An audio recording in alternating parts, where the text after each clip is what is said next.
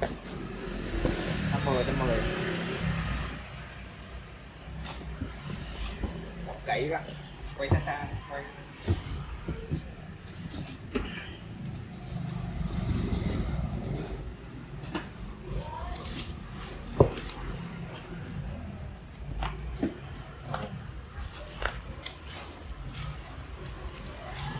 Này động cơ xét.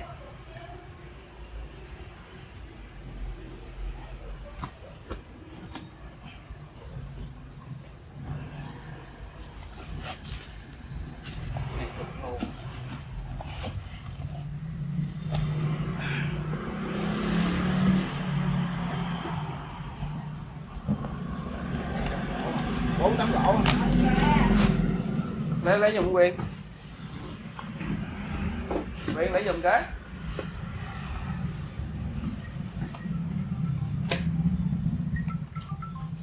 alo quá trời.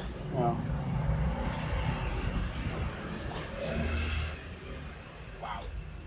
Okay. Bây giờ chế em phải xét khổ giấy á, em bảo cho Viên nhắn qua Zalo anh đi, 5 phút nữa anh vô anh làm cho. Chép vào cứng luôn rồi. Dễ tạo à.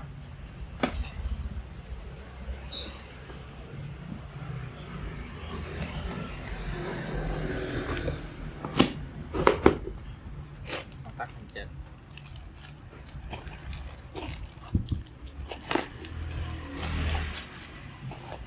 Ốc chết một nồi luôn.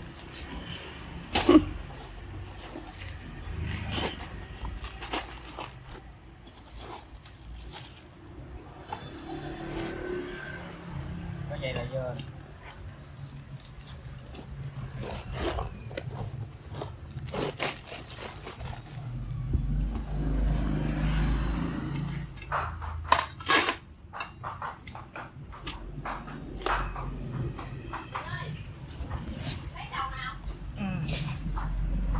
Rồi 220 bên.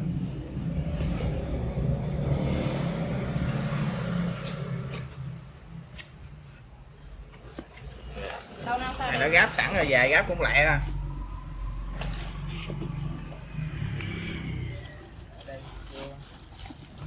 Dưới còn gì không? Hai loại này lấy loại nào? Được rồi. Để chút lấy rồi. Giờ để đây nha. Có hai loại này mới về sau này 2 cái nè. Còn loại này loại cũ nè. Loại cũ còn cái. Cái loại này đúng không? Để bàn hoàng nha. Mình thấy bàn. Rồi.